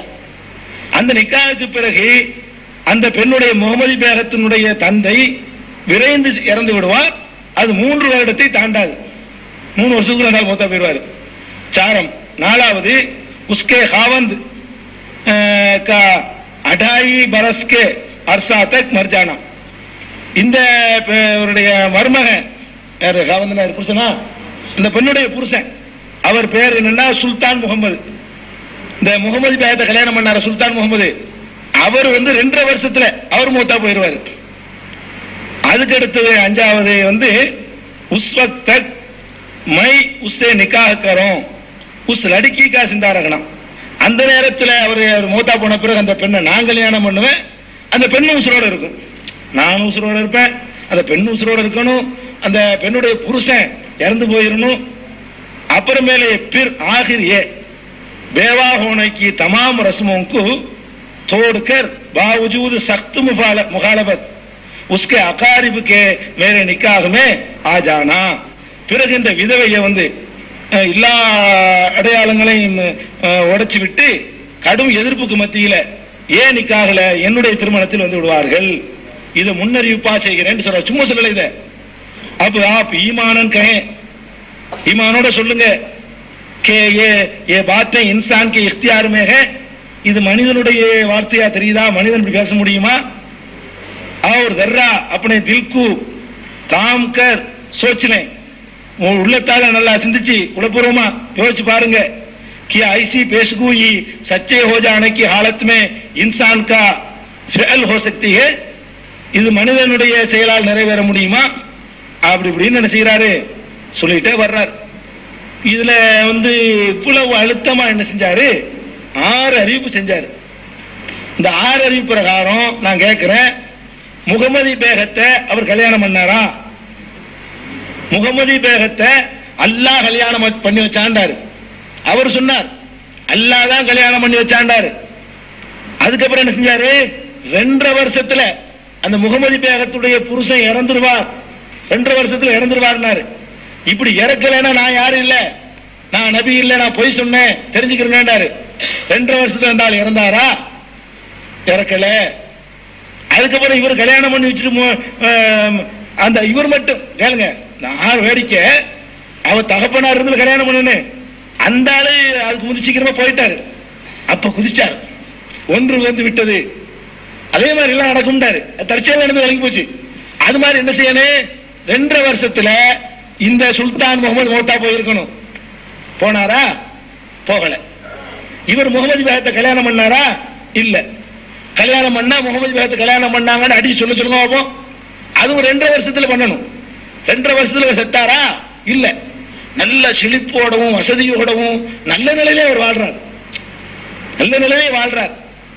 இத நான் இட்டுக்கடி சொல்லல, அவர் ஒத்துக்கிறார். எடுங்க 5ஆம் ஆத்தம் எடுங்க 210 அரபில ஒத்துக்கிறார். நல்லா பாருங்க. சும்மல் உலமாவு அவசூபிய சப்பன், இந்த உலமாக்கள்லாம் என்னைய தாராளமாக ஏசுகிறார்கள். வௌஜூனி அத்தபன் ஃபீ ஹத்தனி அஹ்மத், இந்த அகமதுடைய மருமகன் விஷயத்தில், ஹத்தன்னா மருமகன், அதாவது சுல்தான் முகமது விஷயத்தில் என்ன காலு இன்னஹு மாமாத ஃபில் மிஆத், நீ வாக்களிச்ச டயத்துல மௌத்தா போகலையேன்னு கேட்கிறார்கள். கமா உயித பில் இல்ஹாம், ஒக்கித உறுதி செய்யப்பட்ட அந்த அந்த இல்ஹாம் படி நடக்கலையே அப்படின்னு சொல்லி கேட்கிறாங்க. அதுக்கு என்ன பதில் சொல்றாரு தெரியுமா? ஃபுல்லா இருக்குது, அந்த இடத்து படிச்சு காட்டுறேன், விளக்கிட்டா உங்களுக்கு விளங்கும். இதுக்கு பதில் என்ன தெரியுமா? அதை மக்கள் பாக்குறாங்க, 2.5 ஆச்சு மௌத்தா போல, 3 வருஷம் ஆச்சு நல்லா இருக்காரு. இவர் டேட்டு குறிக்கிறார், 2 வருஷம் 4 வருஷம் ஆச்சு மௌத்தா போல, 5 வருஷம் ஆச்சு மௌத்தா போல, அவர் ஜேஜேன்னு இருக்கிறாரு. இந்த நேரத்தில் அவர் என்ன சொல்றாரு தெரியுமா? அதாவது அவர்களுக்கு ஒரு வேதனை அதாபு வருவதாக இருந்தது, அவர்கள் விலகிக் கொள்ள வேண்டும் என்பதற்காக நான் இப்படி சொன்னேன், பொய் சொன்னேங்கிறார். பயங்காட்டுறதுக்கு சொன்னேங்கிறார் நபி, பயங்காட்டுறதுக்கு சொன்னேங்கிறாருங்க. அதாவது எதை சொல்லி தன்னுடைய நுபுவத்தை நிலைநாட்ட பார்த்தாரு, இதைத்தான் சொன்னார். 2.5 வருஷத்துல அவர் சாவார், நான் அவளை கல்யாணம் பண்ணுவேன். ஏன் 2.5 வருஷத்துல அவர் சாவல? அவங்க புஸ்தகத்தில் எடுத்து காட்டி ஆதாரத்தை டெக்ஸ்டோட உருதுலையும் அவன் அரபிலையும் பார்சிலையும் எழுதுனதெல்லாம் எடுத்து வாசி காட்டி நம்ம நிரூபிச்சிருக்கிறோம். எதுக்கு சொல்றோம்னு கேட்டா, இந்த மாதிரி நமக்கு தெரிஞ்சு ஒரு 50 வருஷத்துக்கு முன்னாடி இப்படியான ஒரு பையன் தன்னை நபின்னு சொன்ன காட்சியை பார்த்தோம். அதே மாதிரி இப்ப ரசாது கலிமான் ஒருத்தன், அதே மாதிரி இப்ப ரசாது கலிமான் ஒருத்தன், இப்ப அமெரிக்க மாடர்ன் நபி, அவன் ரசூலாவோ, நான் ரசூலா வந்திருக்கிறேன், இப்ப 30 வரும் போல இருக்கு, இப்பவே முடிஞ்சு போயிருக்கு, 1-2 தான் பாக்கி இருக்குன்னு நினைக்கிறேன். அது பாட்டு ஒவ்வொரு காலம் பெருமானார் ஸல்லல்லாஹு அலைஹி வஸல்லம் சொன்ன மாதிரி இந்த மார்க்கத்தில் பிறந்துட்டு இந்த மார்க்க மக்களுடைய அறியாமை பயன்படுத்தி கொண்டு 30 பேருக்கு மேல தன்னை அல்லாஹ்வுடைய தூதர் சொல்லிக் கொண்டிருக்கிறார்கள். இவன் என்ன அல்லாஹ்வுடைய தூதருங்கிறான், என்னன்னு அல்லாஹ்வுடைய தூதருங்கிற அப்படின்னு கேட்டா, 19 குர்ஆன் அடங்கி இருக்கு, அந்த கணிதத்துக்குள்ள அப்படி கட்டுக்கோப்பா இருக்குது என்று கண்டுபிடிச்சிட்டேன், அதனால நான் ஒரு அல்லாஹ்வுடைய ரசூல்னு சொன்னான். கடைசியில் அவனு ஒண்ணுலாம் போயிட்டான். வணங்குதா? இப்படியாக ஒவ்வொரு இவங்களுக்கெல்லாம் முடிஞ்சு போயிடும். ஒவ்வொரு காலகட்டத்திலையும் அல்லாஹ்வுடைய தூதர்னு சொல்றதும் போறதும் இப்படியாகவே பலரும் உண்டாகிட்டு இருக்கிறாங்க. அதனால நீங்க என்ன பெருமானார் ஸல்லல்லாஹு அலைஹி வஸல்லம் சொல்றாங்க, எனக்கு பிறகு அல்லாஹ்வுடைய தூதர் என்று சொல்லக்கூடிய 30க்கு மேற்பட்டவர்கள் வருவார்கள், அத்தனை பேர் அல்லாஹ்வுடைய தூதர்னு சொல்லுவார்கள், அது இல்லாம கியாமத் வராது என்று அறிவித்திருக்கிறார்கள். அந்த முன்னறிவிப்பு, 2 பேரை பத்தின முன்னறிவிப்பும், சைலமாவை பற்றிய முன்னறிவிப்பு, அஸ்வதை பற்றிய முன்னறிவிப்பு, அதுவும் நிறைவேறி இருக்குது. அது மட்டும் நிறைவேறல, 30 பொய்யர்கள் தன்னை தூதர்னு சொல்லுவாங்கன்னு சொன்னாங்களே, அதுவும் ஒண்ணு நிறைவேறிட்டு. ஒவ்வொரு காலகட்டத்திலையும் சில பேருக்கு ரெக்கார்டே இருக்காது, நமக்கு தெரிஞ்ச ஒரு 7-8 பேர் கிடைக்கிறாங்க, ரெக்கார்டு இல்லாம எத்தனை பேர் போயிருப்பான். அப்ப இப்படி ஒவ்வொரு இந்த சமுதாயத்தில் இதை சொல்றாங்கன்னா என்ன அர்த்தம்? அதுக்கு தான் உங்களுக்கு இந்த விஷயத்தெல்லாம் சொன்னது. அதாவது பெருமானார் ஸல்லல்லாஹு அலைஹி வஸல்லம் சொன்ன அந்த முன்னறிவிப்புல நம்ம ஏமாந்துடக்கூடாது, அந்த 30 பேர்ல எவனாவது ஒருத்தன் நம்ம ஏமாந்துடக்கூடாதுங்கிறது தான் பெருமானார் ஸல்லல்லாஹு அலைஹி வஸல்லம் நபி வரக்கூடாது, வர முடியாது என்பதற்கான சான்றுகளோட இந்த முன்னறிவிப்பு வழங்க வேண்டியா இருந்தது. அதனால இது மாதிரியான போலிகளுடைய ஒரு வலையில விழுந்து விடாமல் எந்த காலத்திலேயாவது நமக்கு பிந்தி நம்ம புள்ள குட்டிய காலத்துல நான் தான் அல்லாஹ்வுடைய ரசூல்னு சொன்னா நீங்க விளங்கிக் கொள்ளணும். ரசூலுல்லாஹி ஸல்லல்லாஹு அலைஹி வஸல்லம் நமக்கு எச்சரித்தார்களே, இந்த பொய்யங்க வருவாங்கன்னு சொன்னார்களே, அதுல ஒருத்தன் நம்ம காலத்துல வந்திருக்கிறான், என்று நீங்கள் விளங்கிக் கொள்ள வேண்டும். அப்படி பாதி நிறைவேறியும் பாதி நிறைவேறாமல் இருக்கிற முன்னறிவிப்பு. 30 பேர் வருவாங்கன்னு சொன்னாங்கல்ல, சிலர் வந்து விட்டார்கள், இன்னும் சில பேர் வர இருக்கிறார்கள். இதை புரிந்து நம்ம விழிப்போடு நடந்து கொள்ள வேண்டும். அல்லாஹ் அதற்கு அருள் புரிவானாக என்று கூறி இந்த முன்னறிவிப்பை நாம் முடித்துக் கொள்கிறோம். அஸ்ஸலாமு அலைக்கும். அன்பிற்குரிய சகோதரர்களே, நபிகள் நாயகம் ஸல்லல்லாஹு அலைஹி வஸல்லம் அவர்கள் அறிவித்த முன்னறிவிப்புகள், அவர்கள் சொல்லி வைத்த மாதிரி நிறைவேறிக் கொண்டிருக்கிற இந்த செய்திகளை நாம் இந்த தொடரில் அறிந்து வருகிறோம். ஒரு முக்கியமான முன்னறிவிப்பு இது. 14 நூற்றாண்டுகளாக நிறைவேறிக் கொண்டே இருக்கிற முன்னறிவிப்பு. ஏதோ ஒரு ஆள் மூத்தா போவார்னா மூத்தா போவார், முடிஞ்சு வச்சது. அந்த முன்னறிவிப்பு இல்ல.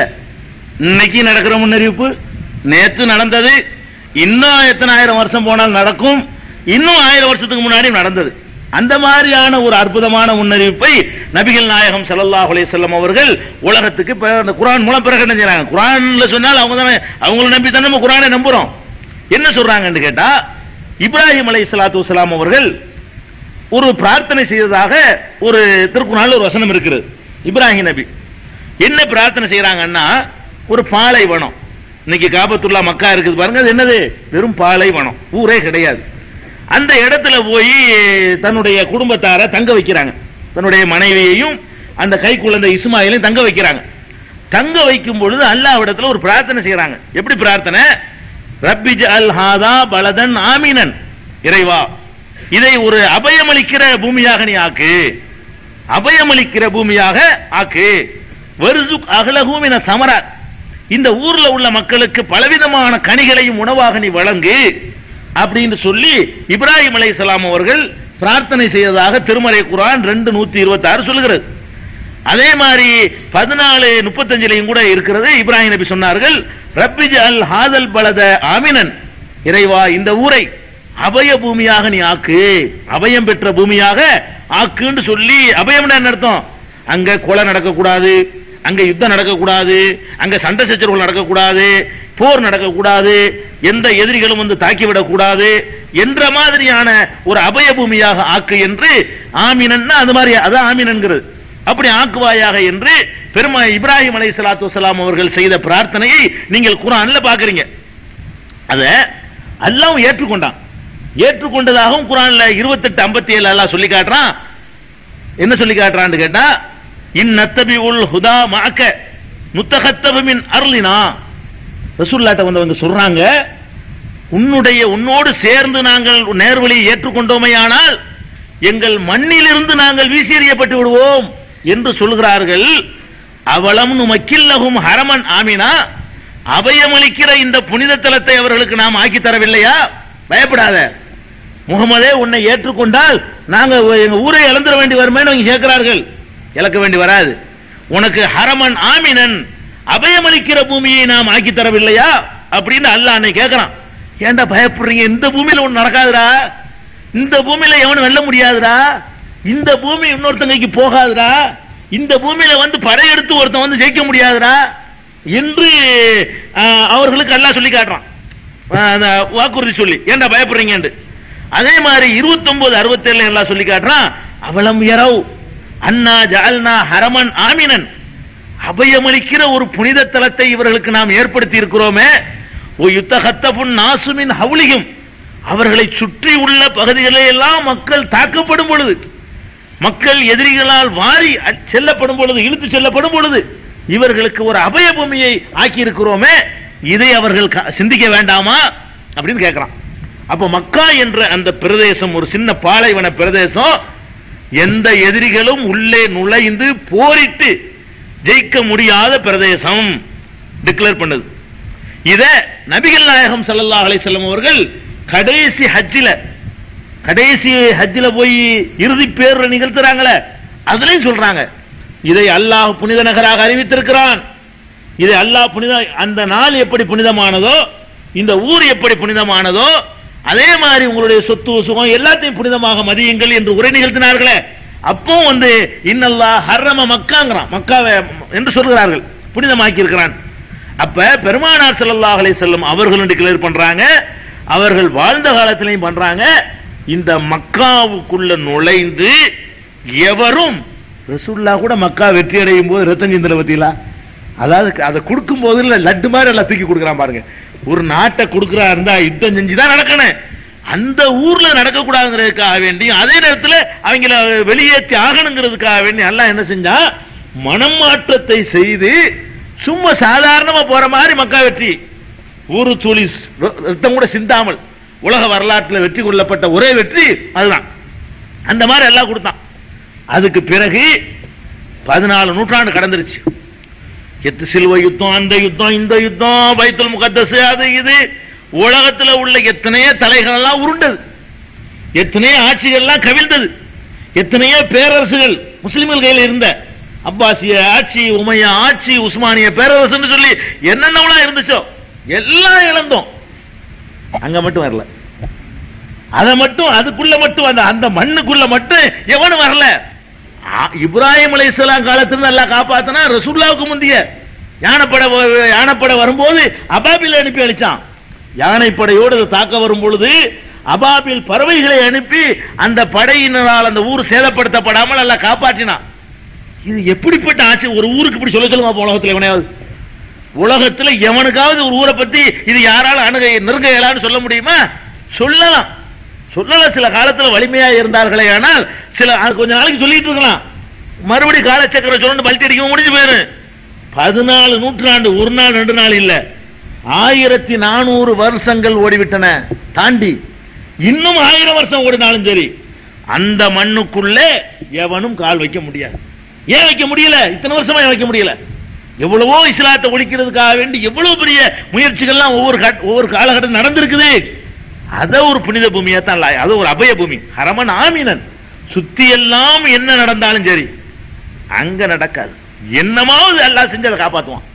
ஒன்னு பயத்தை போடுவான், அல்லது அதிசயமா என்னத்தை அனுப்பி வைப்பான். என்ன செஞ்சாலும் காப்பாற்றுவேங்கிறான. இதை பொய்யாக்குறதுக்காக வேண்டி அவனை செஞ்சு பார்க்க வேண்டியதானே. எவ்வளவு எதிரிகள் இருந்தாங்க. இப்படி ஒண்ணு இருக்கு குர்ஆன்ல, இப்படி முகமது சொல்லிட்டு போயிருக்காரு. இப்பவே எவ்வளவு எதிரி இஸ்லாத்தை சதித்திட்டம் போட்டு பெரிய பெரிய எதிரி எல்லாம் இருந்தாங்க. என்ன பண்ணிருக்கலாம்? இதை பொய்யாக்குறதுக்காக வேண்டிய ஒரு பெரிய படை திரட்டிட்டு போய் திடீர்னு புகுந்து காபத்தெல்லாம் அடிச்சு நொறுக்கி போட்டு அங்க உள்ளதெல்லாம் சேதப்படுத்தி போட்டு அங்க உள்ள 1000 பேர் கொண்டு விட்டு என்னடா ஹரம் ஆமீனு கேட்கலாம்ல, என்ன என்ன அபய பூமின்னு கேட்டிருக்கலாம்ல. அப்படிலாம் அந்த மாதிரி எதிரி இல்லாமையா இருந்தான்.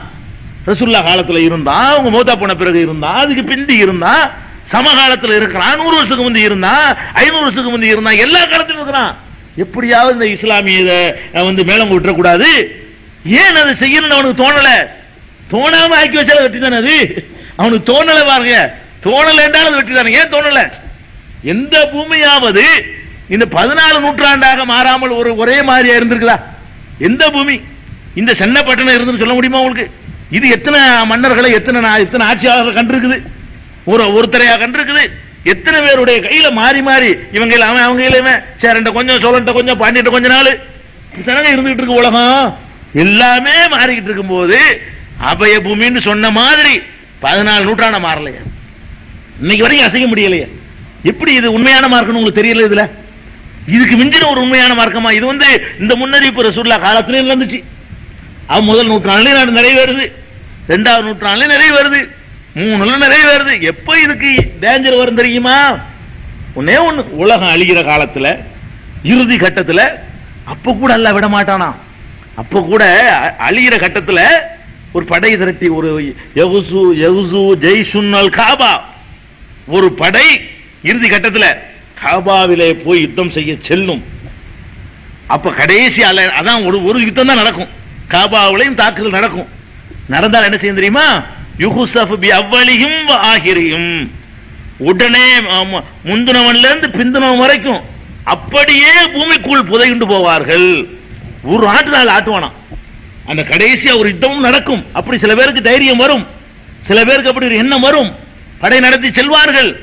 அங்க கால வைக்கும் பொழுதுதான் அல்லாஹ் என்ன செய்வானா? யுஹுஸஃபு பி அவ்வலிஹிம் வ ஆகிரிஹிம், முதல்ல உள்ளவன்ல இருந்து கடைசியில் உள்ளவன் வரைக்கும் டோட்டல் அழிக்கப்படும். சுத்தமா. எப்படி அழிப்பானா? யுஹுஸஃப்னா அந்த குஜராத் மாதிரி அர்த்தம். இப்படியே உள்ள உருவிடுறது ஆட்களை, இப்படியே பூமிக்குள்ள கொண்டு போய் என்ன செய்வான்ல, அப்படி இழுத்துருவான். அப்ப கேட்கிறாங்க சஹாபாக்கள், அல்லாஹ்வுடைய தூதரே, அப்ப அதுல சம்பந்தம் இல்லாத அந்த மக்காவுல நல்ல மனுஷன்லாம் இருப்பான்ல, இவங்க வர்றாங்கிறதுக்காக மொத்தமா அழிக்கணுமா? இதுக்கு சம்பந்தம் இல்லாதவங்க எல்லாம் இருப்பாங்களே அப்படின்னு கேட்கும் பொழுது ரசூல் ஸல்லல்லாஹு அலைஹி சொல்றாங்க, அப்படித்தான் எல்லாத்தையும் மொத்தமா அல்லாஹ் அழிப்பான். யுக முடிவு நாள் தானே அழிப்பான். சும்ம யுபஅஸூன அலா நிய்யாத்திஹிம், அவர்களுடைய நியத்துக்கு தகுந்தவாறு அவர்கள் எழுப்பப்படுவார்கள். இப்ப கடைசியா ஒரு முயற்சி நடக்கவும் செய்யுமா, அப்போ அல்லாஹ் காப்பாத்துவான். அடே நான் தான் மொத்தமா அழிப்பேனே தவிர, நான் தான் அபயமாக்குனேன், மொத்தமா அப்படி இருப்போம் என்று நான் அபயமாக்குனதை நான் தான் எடுப்பேனே தவிர என்ன செய்ய முடியாது. இந்த ஹரமுக்குள்ள ரத்தம் சிந்த முடியாது, இந்த ஹரமுக்குள்ள இன்னொருத்தன் ஆதிக்கம் செலுத்தி ரத்தம் செய்ய முடியாது என்று சொல்லி அல்லாஹ் நமக்கு கேரண்டி தர்றான். எந்த சில விஷமைகள் போய் நீங்க போய் ஒரு அளவை கொண்டுட்டு வந்துடலாம், அது அல்ல.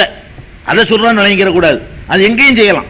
அதாவது வெல்ல போவது, அதை வெல்ல போற மாதிரியான ஒரு நிகழ்ச்சி நடக்குமான்னு கேட்டா நடக்காது. இல்லைன்னா காபத்துல்லாவே 2-3 தடவை போட்டிலாம் இடிச்சிருக்கிறாங்க. இந்த வரலாற்றுல ரசூல் ஸல்லல்லாஹு அலைஹி வஸல்லம் சொன்னதுக்கு ஏற்ப, ஏன்னா காபத்துல்லா இப்ப இருக்கிற வடிவம் காபத்துல்லாவுடைய வடிவம் இல்ல. காபத்துல்லா இப்ப இருக்குது பாருங்களேன், இது காபத்துல்லாவுடைய வடிவம் அல்ல. காபத்துல்லாவுடைய சரியான வடிவம் என்னன்னு கேட்டா அந்த வளைவும் சேர்ந்ததுதான். இந்த வளைவு ஒரு லாட மாதிரி இருக்கு பாருங்க, ஹத்தீம்னு சொல்லுவாங்கல்ல, அந்த வளைவுடைய 4 ஸ்கொயருக்கு முன்னாடி ஒரு வளைவு ஒன்று இருக்கும், இப்படி இந்த போடிய மாதிரி இப்படி வளைஞ்சு, அந்த வளைவோட சேர்த்து தான் கட்டணும். சதுர கட்டடம் அல்ல காபாங்கிறது. இப்ராஹிம் நபி கட்டின கட்டடம் எப்படி இருந்துச்சுன்னு கேட்டா, இமாம் நிக்கிறதுக்கான மெஹராப் மாதிரி வளைவு இருக்கும்ல, அந்த வளைவோட 3 பக்கம் சதுரமாவும் ஒரு பக்கம் வளைவாகவும் உள்ளதுதான் காபத்துல்லா. அந்த காலத்துல காசு இல்லாம புனர் நிர்மாணம் செய்யும் பொழுது காசு பத்தலன்ற உடனே அந்த வளைவை விட்டுட்டு ஸ்கொயர் அழிவு போட்டாங்க. ரசூலுல்லாஹ் பிறக்கிறதுக்கு முன்னாடி சின்ன பிள்ளையா இருக்கும்போது காபா கட்டும்போது ரசூல் ஸல்லல்லாஹு அலைஹி சொன்னாங்க ஆயிஷா நாயிட்ட, உன்னுடைய சமுதாயத்தவர்கள் இப்பதான் புதுசா இஸ்லாத்தை ஏத்திருக்கிறாங்க, அப்படி இல்லைன்னு சொன்னா இப்ராஹிம் அலைஹிஸ்ஸலாம் கட்டின மாதிரி அந்த காபாவை நான் மாத்தி அமைச்சிருப்பேன் என்று சொன்னார்கள். ஆனா மாத்தி அமைக்கல, சரியான காபா. அதனால தவாப் செய்யும்போது நம்ம சேர்த்து சுத்துறோம், அந்த சதுரத்துக்குள்ள போயிட்டு வந்துடக்கூடாது, அந்த வளைவையும் சேர்த்து சுத்தணும். அது உள்ளதான் போய் தொழுதாங்க. தொழுவுறதுக்கு இமாம் நிக்கிற இடம் அது, அந்த திசை. அப்படி இருந்தது பிறகு ஒவ்வொரு ஆட்சியாளர்களும் ரசூலுல்லாஹ் ஆசைப்பட்டபடி கட்டுவோம். ஒருத்தர் இடிக்க, ரசூலுல்லாஹ் செய்யாது நீ ஏன்டா செஞ்சு, அவர் இடிச்சு மறுபடி கட்ட, இப்படி நமக்குள்ள உள்ள ஒரு போட்டியில ஒருவர் இப்ராஹிம் அலைஹிஸ்ஸலாம் காலத்துல இருந்த மாதிரி கட்டுவாரு, இன்னொருத்தர் ரசூலுல்லாஹ் மாத்தவர் நீ மாத்திருவியோ அப்படின்னு இடிச்சு மலை. இந்த மாதிரி சம்பவங்கள் வரலாற்றில் நடந்திருக்குது. இது கட்டடத்தை மாற்றி அமைக்கிற வேலைகள் இது நடந்துச்சே தவிர யுத்தம் செஞ்சு ஜெயிக்கிற வேலை நடக்கல. அந்த மாதிரி அல்லாஹ் ஒரு பாதுகாப்பான ஒரு அபய பூமியாக ஆக்கி இருக்கிறான் என்று. இன்னும் சொல்ல போனா உலகம் அழிகிற காலத்துல காபத்துல்லாவை மட்டும் சேதப்படுத்துவாங்களாம். ஒருவன் அபிசீனியாவை சேர்ந்த 2 கால்களும் சிறுத்த சின்ன கால் உடைய குட்டையான்னு சொல்றது, குட்டையா இருக்கக்கூடிய ஒருவனுடைய ஆட்சியில, ஏதோ ஒருத்தன் வருவான் இருக்க ஆட்சியில, அவன் காபத்துல்லாவை பாழாக்குவான்.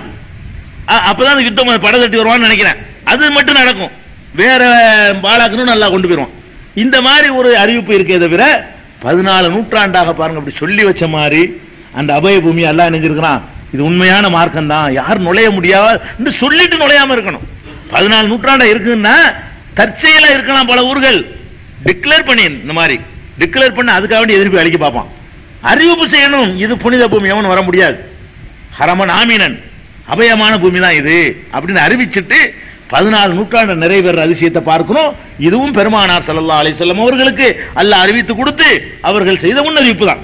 அதே மாதிரி இன்னொன்னு, அதே மக்காவுடைய இன்னொரு முன்னறிவிப்பை நீங்க பார்க்கலாம்.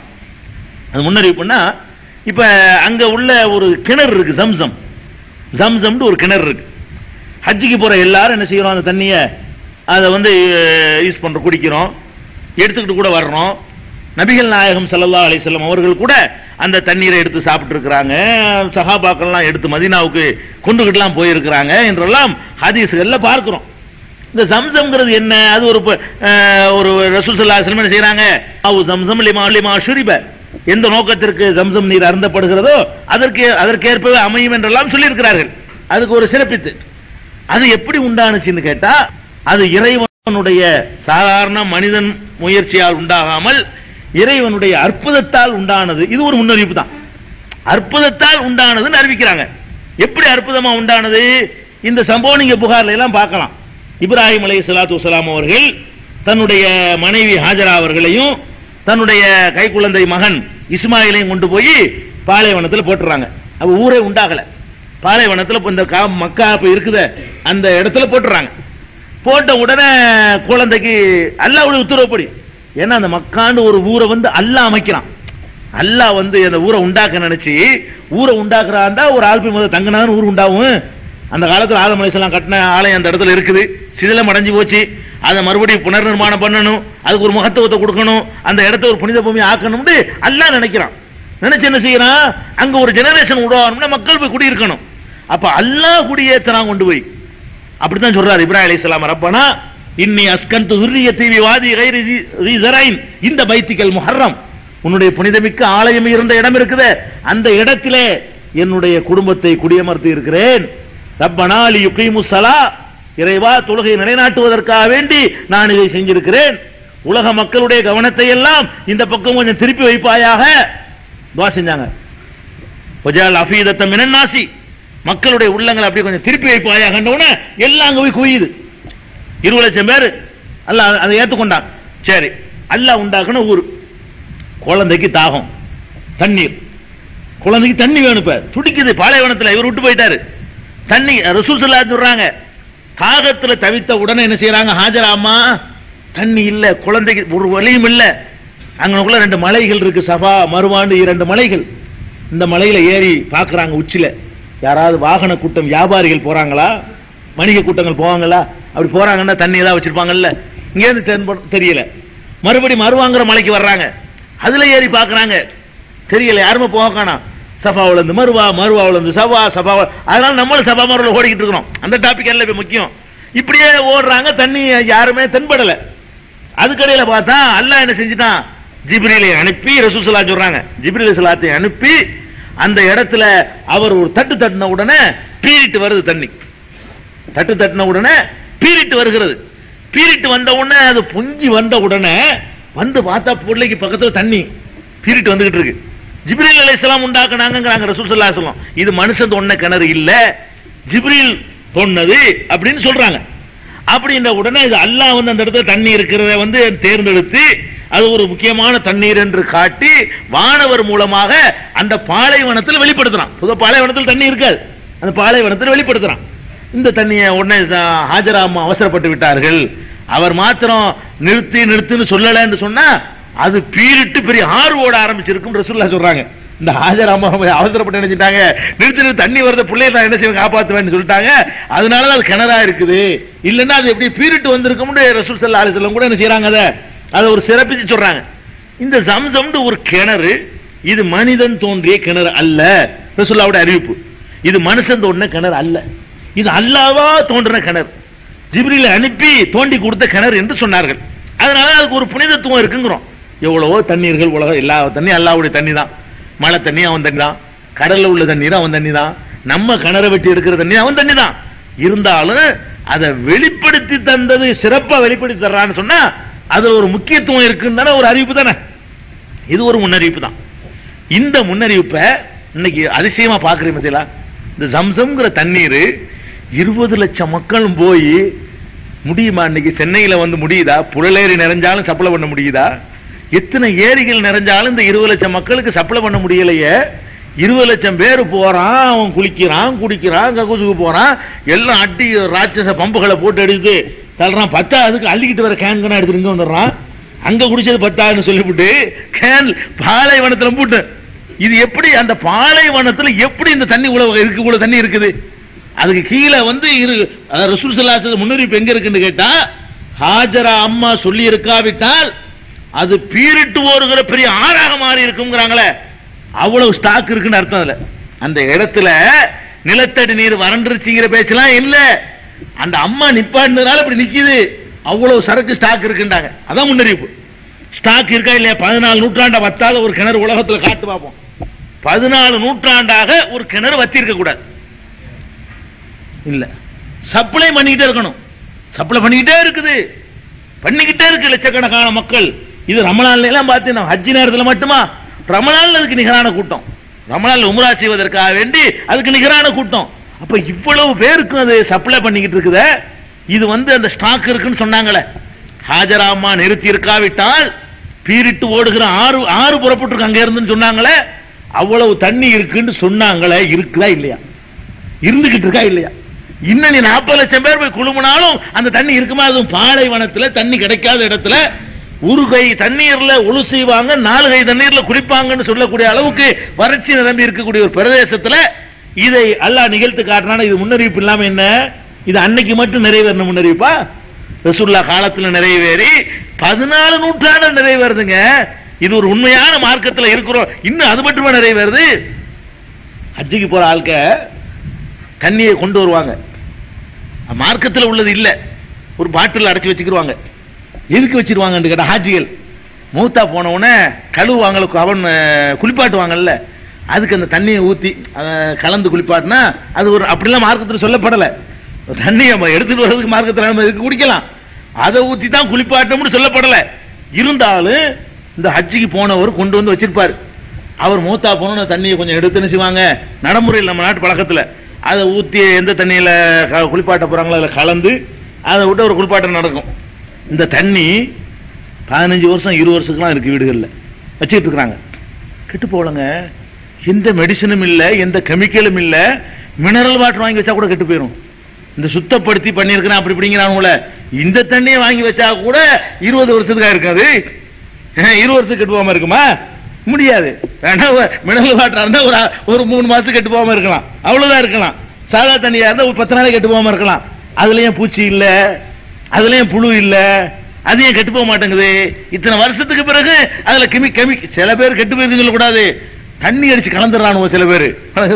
அது தம்தம் தண்ணியை கொடுக்க முடியாதுன்னு சொல்லிவிட்டு கொஞ்சோண்டு கொண்டு வந்து சாதா தண்ணியில மிக்ஸ் பண்ணி அதை வந்து சப்ளை பண்ணி வச்சிருந்தா அதை கெட்டு போயிடும். தண்ணியை அதை வச்சிருந்தீங்கன்னு சொன்னா அது கெடுவதில்லை. வச்சுக்கணும்னு மார்க்கத்தில் சட்டம் இல்ல. வச்சிருக்கிற ஆட்கள் நம்ம கண் முன்னாடி எவ்வளவு பேரை பார்க்கிறோம். இது அதிசயமா இல்லையா?